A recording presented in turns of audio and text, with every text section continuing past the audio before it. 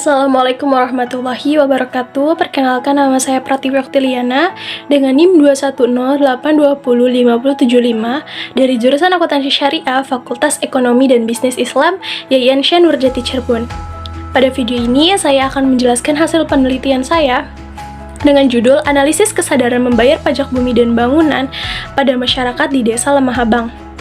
Video ini ditujukan untuk ujian akhir semester mata kuliah Metode Riset Akuntansi yang diampu oleh Bapak Dr. Abdul Aziz MAG. Langsung saja ke penjelasannya. Yang pertama ada bab 1, pendahuluan. Yang pertama dijelaskan pada bab 1 adalah latar belakang. Pada latar belakang ada beberapa pengertian dan juga ada beberapa hasil dari wawancara. Yang pertama adalah kesadaran. Kesadaran adalah kondisi di mana seseorang mengerti dan memahami. Kemudian ada pengertian pajak itu sendiri. Pajak berarti iuran yang dibayarkan oleh wajib pajak, berarti itu masyarakat Indonesia, kepada pemerintah dengan sifatnya memaksa. Kemudian dalam kondisi ini, kesadaran membayar pajak adalah diartikan bahwa seseorang mengerti dan memahami kewajiban membayar pajaknya. Kemudian ada pengertian pajak bumi dan bangunan. Pajak bumi dan bangunan adalah pajak atas bumi dan bangunan yang dimiliki oleh setiap warga negara Indonesia. Kemudian setelah dilakukannya wawancara kepada masyarakat Desa Lemah Abang, rata-rata masyarakat Desa Lemah Abang ini sudah sadar akan pentingnya membayar pajak bumi dan bangunan. Nah, kenapa sih saya memilih judul ini? Karena saya tertarik dengan kesadaran masyarakat di Desa Lemah Abang ini terhadap pajak bumi dan bangunan. Apakah masyarakat ini itu sudah sadar akan membayar pajak bumi dan bangunan atau belum? Dan kenyataannya, alhamdulillah masyarakat di Desa Lemah Abang sudah banyak yang sadar akan kewajiban membayar pajak bumi dan bangunan. Poin selanjutnya pada bab 1 ini adalah tujuan penelitian. Tujuan penelitian terbentuk karena rumusan masalah. Rumusan masalah yang saya ambil ada 3. Yang pertama, pemahaman masyarakat Desa Lemah Abang tentang pajak, terkhususnya pajak bumi dan bangunan. Yang kedua, tingkat kesadaran masyarakat Desa Lemah Abang terhadap pembayaran pajak bumi dan bangunan. Dan yang ketiga, tata cara penagihan pajak bumi dan bangunan kepada masyarakat Desa Lemah Abang. Dari ketiga rumusan masalah itu, sehingga terciptalah atau terbentuklah tujuan dari penelitian itu sendiri, yaitu yang pertama, untuk mengetahui pemahaman masyarakat Desa Lemah Abang tentang pajak, terkhusus pajak bumi dan bangunan. Yang kedua, untuk mengetahui tingkat kesadaran masyarakat Desa Lemah Abang terhadap pembayaran pajak bumi dan bangunan. Dan yang ketiga, untuk mengetahui tata cara penagihan pajak bumi dan bangunan kepada masyarakat Desa Lemah Abang. Poin selanjutnya pada bab ini adalah metode penelitian. Yang pertama ada jenis penelitian. Jenis penelitian yang saya gunakan adalah penelitian menggunakan metode kualitatif. Metode kualitatif adalah suatu metode yang menggambarkan suatu fenomena melalui deskripsi dalam bentuk kalimat dan bahasa yang menggunakan metode alamiah yang melibatkan materi-materi yang diambil seperti interview atau observasi. Yang selanjutnya adalah sumber data. Sumber data yang saya ambil ada 2, yaitu sumber data secara primer dan sumber data secara sekunder. Sumber data primer adalah sumber data yang memberikan data kepada pengumpul data. Data dikumpulkan sendiri oleh peneliti langsung dari sumber pertama tempat objek penelitian. Kalau sumber data sekunder adalah data pendukung. Data yang didapat dari catatan, buku, majalah, terus laporan, kemudian keuangan, publikasi perusahaan, artikel, buku-buku sebagai teori, majalah, dan lain sebagainya. Selanjutnya ada teknik pengumpulan data. Pada penelitian ini saya menggunakan teknik pengumpulan data berupa interview atau wawancara dan dokumentasi. Narasumber yang saya ambil untuk wawancara ini ada 5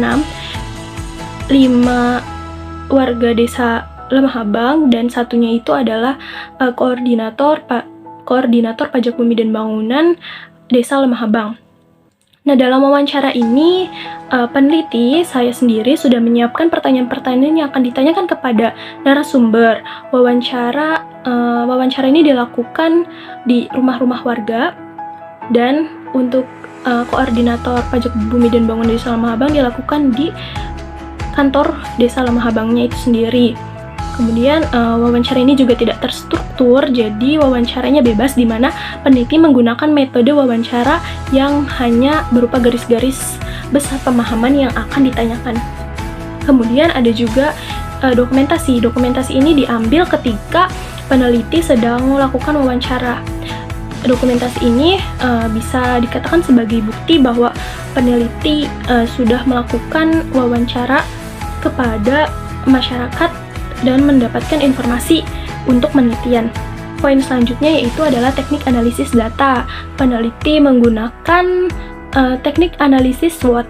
Yang pertama itu ada strength atau kekuatan, yang merupakan sebuah kekuatan dalam sebuah organisasi. Kemudian ada weakness atau kelemahan, merupakan kondisi atau segala sesuatu yang menjadi kelemahan atau kekurangan yang terdapat dalam masyarakat itu sendiri atau dalam desanya. Kemudian ada opportunities atau peluang, merupakan suatu kondisi lingkungan di luar organisasi yang sifatnya menguntungkan, bahkan dapat menjadi senjata untuk memajukan sebuah organisasi. Terus yang terakhir ada threats atau ancaman, merupakan kebalikan dari peluang. Ancaman merupakan kondisi eksternal yang dapat mengganggu kelancaran berjalannya sebuah organisasi. Selanjutnya yaitu bab 2. Pada bab 2 ini berjudulkan kesadaran membayar pajak bumi dan bangunan pada masyarakat di Desa Lamahabang. Pada bab 2 ini juga memiliki 4 poin penting yang akan dijelaskan oleh peneliti. Poin yang pertama pada bab 2 ini adalah kesadaran. Apa sih kesadaran itu? Kesadaran adalah sikap seseorang yang dapat memahami dan mengerti tanggung jawab yang ada dalam diri seseorang. Kemudian kesadaran itu terbagi menjadi 2. Yang pertama ada kesadaran pasif, yang berarti sebagai bagian dari proses bentuk kesadaran yang dilakukan seseorang dalam menerima berbagai hal baik internal maupun eksternal. Yang kedua ada kesadaran aktif, sebagai bentuk kesadaran seseorang dalam kehidupan yang mana seseorang tersebut mencari kelemahan dan menyeleksi pandangan-pandangan yang terjadi. Selanjutnya di poin kedua, bab 2 ini ada pajak bumi dan bangunan. Pengertian pajak bumi dan bangunan. Apa sih pajak bumi dan bangunan itu? Pajak bumi dan bangunan ialah pajak yang pemungutannya atas tanah dan juga bangunan yang dimiliki oleh setiap warga negara Indonesia. Pajak bumi dan bangunan yang disingkat PBB adalah pajak bumi dan bangunan sebagaimana dimaksud dalam Undang-Undang PBB. Selain PBB pedesaan dan perkotaan, PBB adalah pajak objektif yang bersifat as official assessment, dikelola oleh pemerintah pusat dan pemerintah daerah tingkat 2. Nah, selanjutnya apa sih subjek dan objek pajak bumi dan bangunan itu? Subjek pajak bumi dan bangunan itu sendiri adalah wajib pajak berupa orang pribadi maupun badan yang memiliki tanah dan bangunan di Indonesia ini, yang dibuktikan dalam sertifikat tanah. Kemudian apa sih objek dari pajak bumi dan bangunan ini? Objek pajak bumi dan bangunan ini adalah bumi dan bangunan menurut Undang-Undang PBB Pasal 2, yang merupakan objek pajak bumi adalah sawah, ladang, dan lain-lainnya. Selanjutnya ada dasar pengenaan pajak bumi dan bangunan. Menurut Undang-Undang PDRD Pasal 79, dasar pengenaan pajak bumi dan bangunan pedesaan dan perkotaan adalah NJOP, atau nilai jual objek pajak. Besarnya nilai jual objek pajak ditetapkan setiap 3 tahun, kecuali untuk pajak tertentu dapat ditetapkan setiap tahun sesuai dengan perkembangan wilayahnya. Penetapan besar NJOP dilakukan oleh kepala daerah. Kemudian ada nilai jual objek pajak atau NJOP.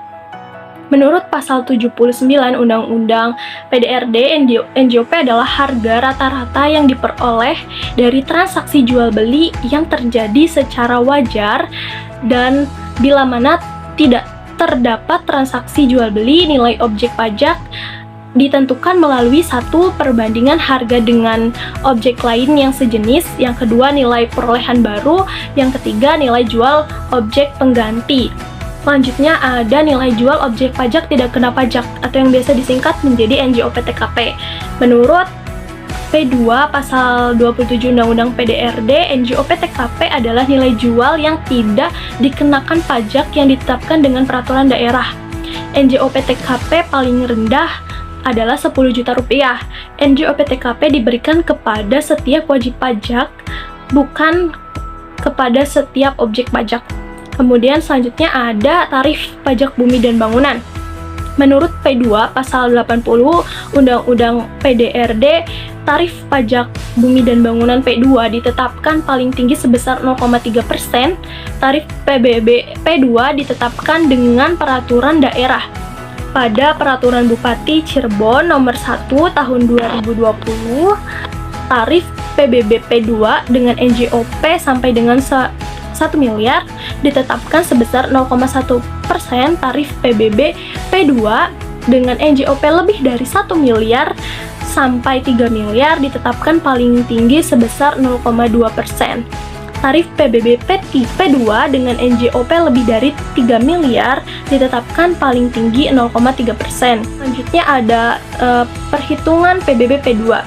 Menurut Undang-Undang PDRD pasal 81, rumus perhitungan PBB P2 itu adalah PBB terutang sama dengan tarif dikali NJOP dikurangi NJOP TKP.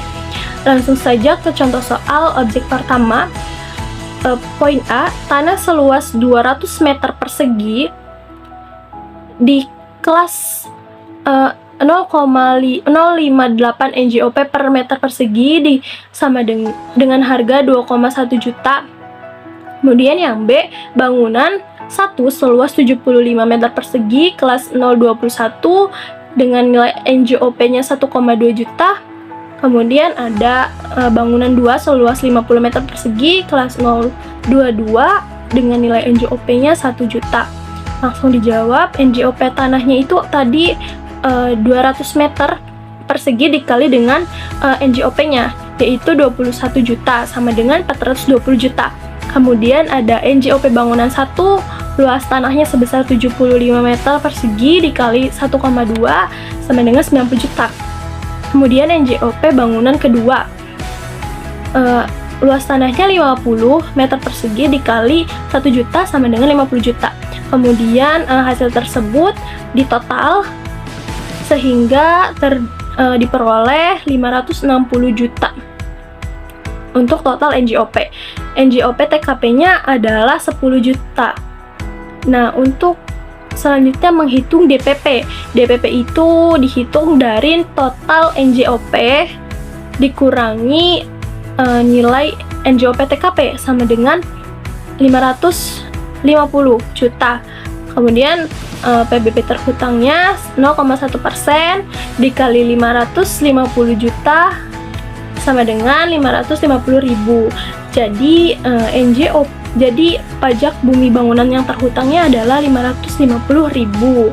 Poin selanjutnya pada bab 3 ini adalah masyarakat. Apa sih masyarakat itu? Masyarakat adalah komunitas atau kelompok orang yang terikat oleh pola-pola interaksi karena kebutuhan dan kepentingan bersama untuk bertemu dalam kepentingan mereka. Kemudian sebagai suatu sistem sosial, masyarakat juga memiliki elemen-elemen dasar, yaitu 1, penduduk atau orang, yang kedua ada wilayah, yang ketiga ada interaksi, yang keempat ada kepentingan bersama, dan yang kelima ada kebutuhan bersama. Poin selanjutnya pada bab 2 ini adalah desa. Apa sih desa itu? Secara umum itu, desa merupakan suatu cerminan kehidupan yang bersahaja, belum maju, cenderung terbelakang. Namun untuk memahami desa tidaklah sederhana yang dibayangkan. Desa juga memiliki karakteristiknya sendiri. Adapun karakteristik menurut Rothschild dan Warren ialah satu, besarnya peranan kelompok primer. Yang kedua, faktor geografik menentukan sebagai dasar pembentukan kelompok atau asosiasi.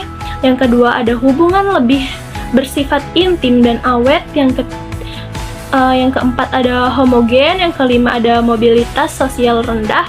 Yang keenam, keluarga lebih ditekan fungsinya sebagai unit ekonomi. Yang ketujuh, ada populasi anak dalam proporsi yang lebih besar. Selanjutnya ada bab 3 dengan judul kondisi objek penelitian. Selanjutnya yang pertama ada profil Desa Lemah Habang.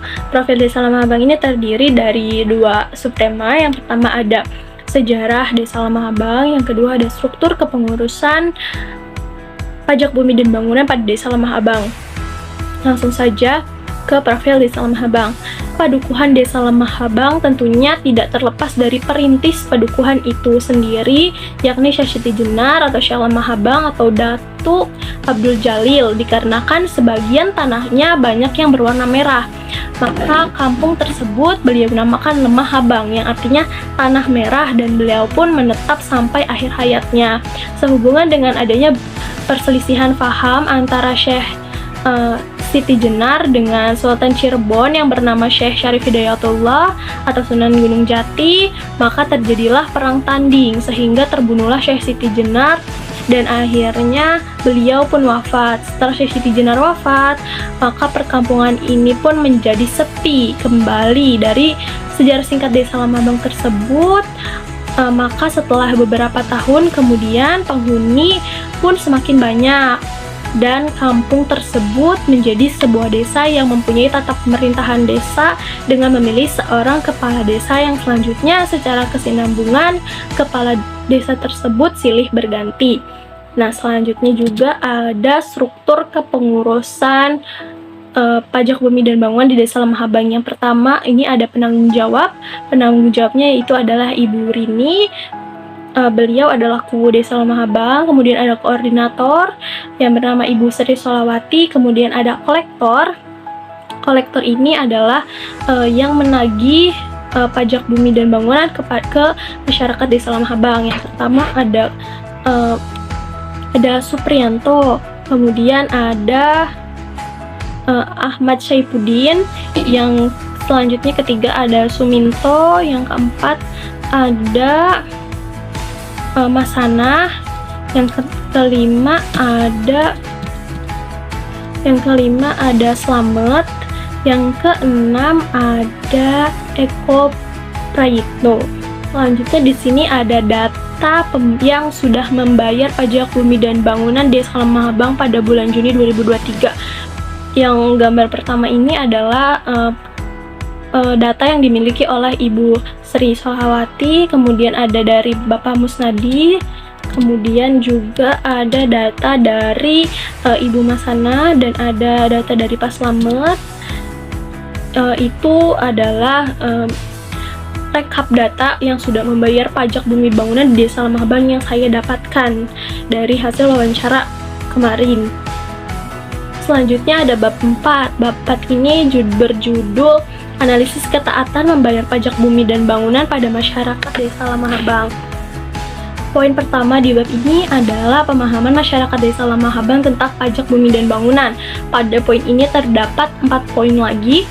Yang pertama ada pengertian pajak bumi dan bangunan itu sendiri berdasarkan pemahaman masyarakat Desa Lemah Habang. Kemudian ada timeline pembayaran pajak bumi dan bangunan berdasarkan pemahaman masyarakat Desa Lemah Habang.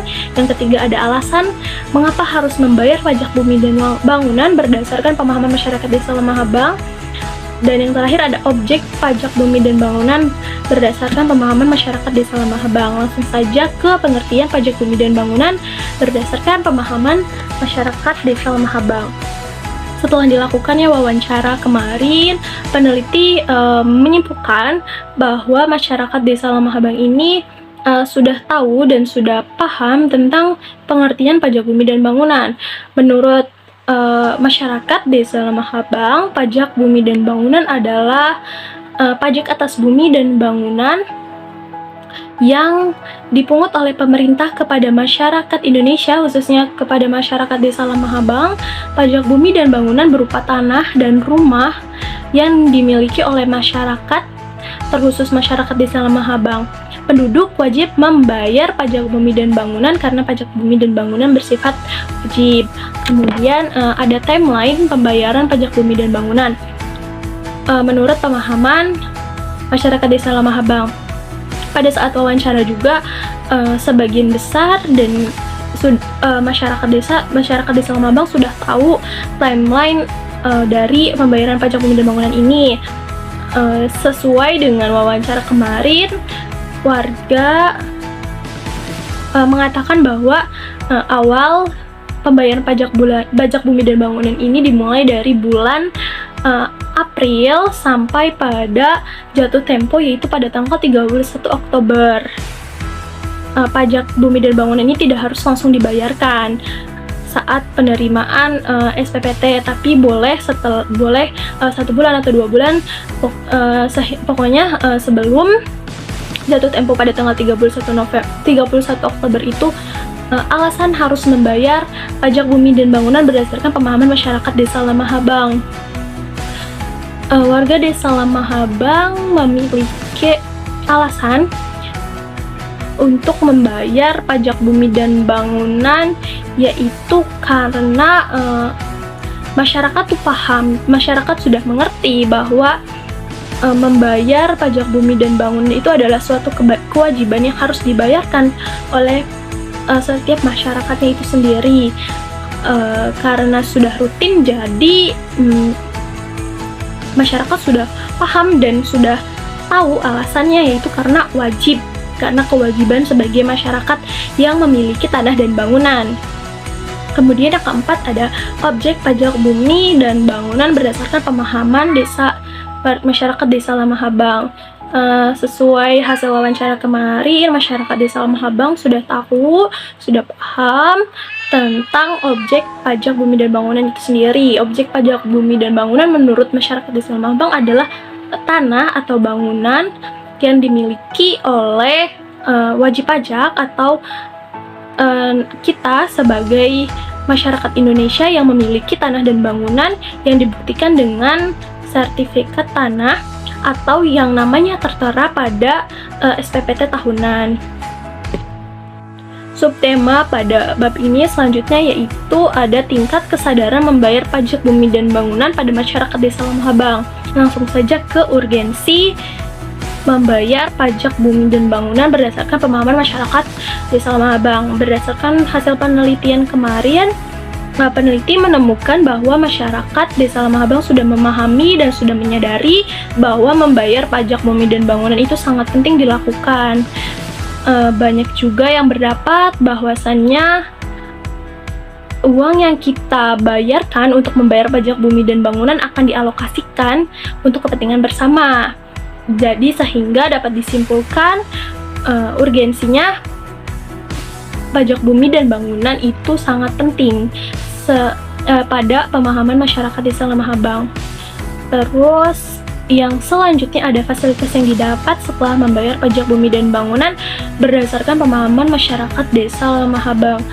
Selanjutnya yaitu ada fasilitas yang didapat setelah membayar pajak bumi dan bangunan pada masyarakat Desa Lamahabang. Sesuai dengan hasil wawancara kemarin, peneliti menemukan bahwa masyarakat berpendapat bahwa fasilitas yang didapat setelah membayar pajak bumi dan bangunan belum sampai kepada masyarakat, atau justru bahkan masyarakat itu sendiri tidak tahu apa fasilitas yang kita dapatkan setelah kita membayar pajak bumi dan bangunan itu. Kemudian selanjutnya ada ke tingkat kesadaran membayar pajak bumi dan bangunan pada masyarakat Desa Lamahabang. Selama wawancara dan hasil dari wawancara itu, peneliti menemukan bahwa masyarakat Desa Lamahabang ini sudah sadar akan pentingnya membayar pajak terutama pajak bumi dan bangunan.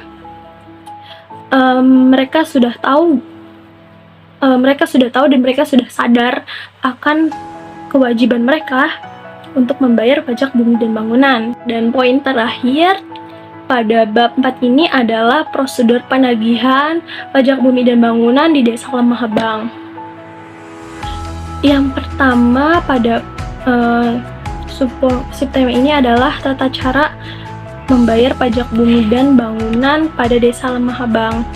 Tata cara yang digunakan oleh Desa Lemah Habang yaitu menggunakan sistem kolektif, yang mana nantinya petugas yang sudah dibentuk oleh desa akan menagih pajak bumi dan bangunan.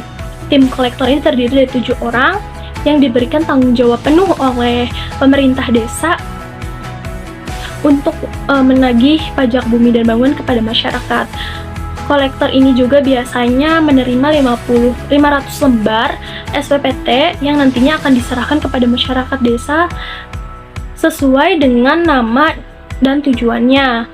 Ada juga tata cara yang bisa dilakukan, yaitu dengan cara memanfaatkan keberadaan RT setempat. Jadi pihak desa itu bekerja sama dengan RT setempat untuk pengkolektifannya.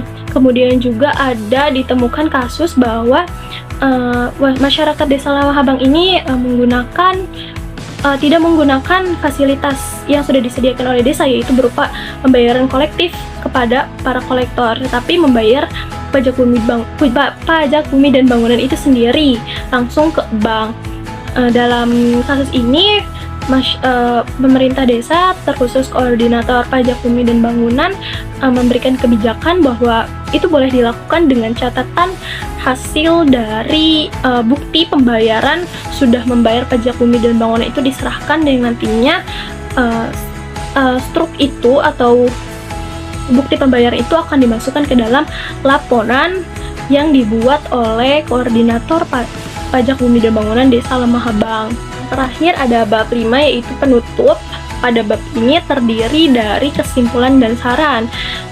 Kesimpulan pertama yang saya buat yaitu adalah 1. Pemahaman masyarakat Desa Lemah Habang tentang pajak bumi dan bangunan sudah sangat baik. Mayoritas masyarakat tahu dan paham apa itu pajak bumi dan bangunan. Masyarakat juga sudah tidak asing dengan pajak bumi dan bangunan dan tahu kapan pembayaran pajak bumi dan bangunan harus dibayarkan. Yang kedua, ada tingkat kesadaran masyarakat Desa Lemah Habang tentang pajak bumi dan bangunan juga sudah baik. Masyarakat yang sudah paham seberapa penting kewajiban membayar pajak bumi dan bangunan. Hanya saja masyarakat belum paham tentang apa yang didapatkan setelah membayar pajak bumi dan bangunan. Yang terakhir, yang ketiga, ada prosedur penagihan pajak bumi dan bangunan di Desa Lemah Habang dilakukan secara kolektif oleh petugas kolektor yang disusun oleh pemerintah desa, tapi tidak menutup kemungkinan masyarakat dibebaskan dan dibolehkan memilih cara pembayaran pajak bumi bangunan sesuai dengan keinginan wajib pajak tersebut. Hanya saja jika memilih membayar pajak bumi dan bangunan secara mandiri, tidak dikolektifkan, wajib pajak wajib melaporkan bukti transaksi pembayaran pajak bumi dan bangunan kepada koordinator atau kepada kolektor untuk dimasukkan ke dalam laporan. Kemudian untuk sarannya yaitu saat memberikan surat tagihan pembayaran pajak bumi dan bangunan, alangkah lebih baik petugas menjelaskan pula apa manfaat dan keuntungan dan hal yang didapatkan setelah membayar pajak bumi dan bangunan, agar masyarakat juga tahu apa sih keuntungan dan apa yang kita dapatkan setelah membayar pajak bumi dan bangunan. Kemudian yang kedua, aparat desa harus memberikan pemahaman kepada masyarakat kenapa dan mengapa tagihan pajak bumi dan bangunan bisa berbeda tiap tahunnya, karena saat wawancara juga ditemukan kasus bahwa masyarakat mengeluh tentang kenaikan tagihan pajak bumi dan bangunan setiap tahunnya. Maka dari itu, aparat desa terutama kolektor dan koordinator pajak bumi dan bangunan Desa Lemah Habang harus menjelaskan mengapa sih setiap tahunnya itu tagihannya pajak bumi dan bangunan itu naik. Cukup sekian penyampaian hasil penelitian dari saya. Kurang dan kurangnya mohon maaf. Wassalamualaikum warahmatullahi wabarakatuh.